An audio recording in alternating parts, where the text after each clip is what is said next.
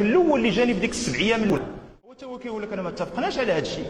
انا بغيت هذيك الاولى اللي جاتني في ديك السبع ايام الاولى تكتشف اشنو فين كاين المشكل والخلل في مؤسسه الزواج. راه ماشي في الرجل وماشي في المراه، وانما في التصور اللي تيحملوا الراجل على الزواج. هو تيتخيل الزواج باللي راه المراه اللي غيتزوج بها بحال داك صاحبو عشيرو اللي كان كاري هو وياه هي ما تزوفريت. صاحبك ما كتخاصمش معاه ملي كتكون كاري. انا كندوي على داك العشير كيف اللغه العربيه الفصحى، يعني داك اللي صاحبك الروح بالروح اللي تنقول. تيقول لك هذاك الله يعمر لي الدار، ما عمرني ما لقيت معاه مشكل، ونهار كيكون مشكل دغيا كنسويوه. بديتي تطبق على المراه ديالك نفس الخصائص اللي كانت عند صاحبك. هذاك سميتو صاحبك وهذيك سميتها مرتك. مرتك مختلفه عليك. احنا علاش جبنا القضيه ديال الليل والنهار؟ ملي غادي توعى باللي راه الطريقه باش المراه كتشوف الحياه راه مختلفه على الطريقه باش الراجل تيشوف الحياه، غيبداو ينقصوا عندك المشاكل. كتجي تشكي على صاحبك كتقول لي اصاحبي كلمه جوج كتقول لك خصنا نبدلوا الطلامه. شتي الفلوس كنولدهم. ملي قالت لك السيده خصنا نبدلوا الطلامط راه ما تتقولش لك بالشرط قحب الفلوس دابا غنبدلوا الطلامط دابا. هي غير عبرات على واحد الاحساس جا لداخل. انت في دماغك راه بغيتي تبدل الشراجم لان عندك واحد الشرجم تيتقرقب وكيبرزطك في النعاس. انت راه بغيتي تبدل الطوموبيل حيت وليتي كتصرف عليه اكثر ما كتصرف على الدار. انت راه بغيتي تبدل واحد البوله لان كل شويه كتحرق وكتضرب راسك كتلقى الحسبه بلي كل سيمانه كتحط 5 دراهم ديال بوله جديده، ولكن ما عندكش فلوس. ولكن هذه المسائل الراجل عاده المشاكل ديالو ما تيجيش يعاودها. هذه تركيبه الراجل. المراه كيفاش كتفهمها؟ كتفهم بلي الامور كلها بخير والراجل راه عنده فليساتو وكرامت المشكل ما كاينش. فهي ملي كتقول عنده الفليسات اجي نعبر ليه على شي حاجه انا مزعجاني كتقول ليه اجي نبدلوا الطلامط. هي ملي كتقول لك نبدلوا الطلامط راه ما بغاتش تبدل الطلامط في ديك اللحظه، هي بغات تدي وتجيب معاك في الهضره. هي بغات غير راجلها يدوي معاها ويقول لها راه القضيه مقصحه فلانه وتقول لي اياه والله العظيم الله يسهل علينا وعليك وكذا. هي بغات تدي وتجيب معاك في الهضره. انت ملي كيكون عندك مشكل اش تدير؟ تتسد على راسك. وملي كيعيط لك صاحبك كتقول بلاتي خليتها من بعد بدلت ساعه اخرى الله يرضي عليك. المهم العشيه انا شويه المهم ما كرهتش نجي نجلس معكم نبدل على شويه الجو ولكن شويه مشغول. الراجل عاده اللي كيوقع عليه مشكل بحال الببوشه تيتكمش تيتخشى لداخل وتيسد عليه. هذه التركيبه ديال الراجل. وانت لاحظها ملي كتكون جاي داخل عيان ومقلق وطالع لك الدم وخدام الى اخره تدخل البيت كيقول لك ولدك بابا هذا دار لي كتقول ليه في احسن الاحوال اش تقول ليه؟ كتقول لي بدلت ساعه اخرى الله يرضي عليك. الساعه ما غادي نسمع حتى حاجه. المراه لا. المراه ملي كتم جايه داخله والمشاكل والصداع والغوات في الزنقه الى اخره ملي كتدخل كتقولش ما بغا نهضر مع حتى واحد. كتقول فوف فوف فوف فوف ما تشطاري في الدنيا هذه لطيفه. اش بغات؟ باغا تفضفض. المراه باغا تهضر باغا تخوي، ما بغاتكش تلقى لها حل للمشكل ديالها. خلافا للرجل. الرجل ملي كيكون عنده مشكل ولا جبد معك الراجل المشكل كن على يقين انه يبحث عن حل. ما بغاش كثره الهضره، ما بغاش ديك عيبه والله يسهل عليك، ما بغاش الهضره يسمعها من عندك. هو بغى من عندك الى كاين امكانيه حل. المراه ملي كتجبد معك المشكل راه ما تتقلبش على حل. المراه راه تلقى الحل ازمات الشرق الاوسط في قسمين ديال المكانه وهي كتعجن الخبز تصاوب لهم حل في البلاصه لا بغاو يسمعوهم ولكن ما كيتصنتوش لهم. المراه ملي كتجبد معك الاشكال بغات ودن تسمع ليها في ديك اللحظه فتصنت للمراه شي شويه يرحم والديك. حيت الا ما تصنتيش ليها انت حنا نبداو نخلعوا فيكم شويه.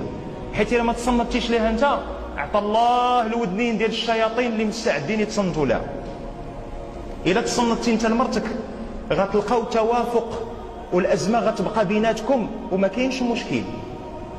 الا ما تصنتيش ليها انت واعتبرنا المراه ديالك عفيفه وما غاداش تمشي تقلب على راجل اخر لا في الواتساب ولا في الفيسبوك ولا في الخدمه اللي خدامها ولا في الفراشه ولا في حتى شي حاجه.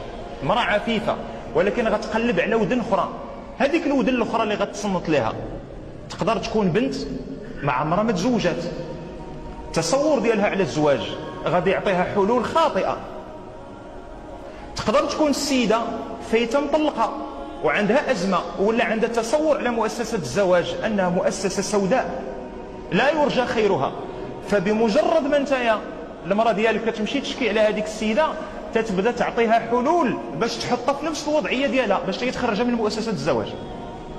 وتقدر تطيح في واحد السيده اللي بكل بساطه هزه في قلبها الشر على الرجاله، لانها ديما كتفكر باها كيفاش كان كيدخل السكران وتيدوز عليهم الحرير والمرير، اولا كيفاش باها كان كيقول لها دوزي تصلي، وملي ما كتصليش تيجبد الكابلي وكيبقى يزرق لها في الحمها.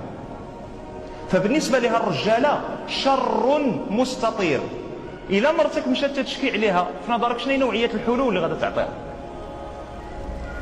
فكيبدا يدخل هنا الشيطان. كتولي مرتك سمعاوها وحدين اخرين عطاوها مقترحات حلول، كتجي تتبدا تطبق عليك انت داك الشيء ما تيعجبكش. الشيطان شنو خدام تيدير في هذه الحاله؟ خدام جالس تيزند في هذيك العافيه اللي شعلتيها انت. واضحه شويه القضيه ان شاء الله تعالى. اذا الا خدينا من هذه الكليسه هذه غير ديك النقطه ديال تصنت لمرتك، مساله اخرى في التصنات. نقول لك تصنت لمرتك راه ما تيعنيش انك شاد التيليكوموند وجالس كتفرج في الجزيره وهي تدوي وكتقول هذيك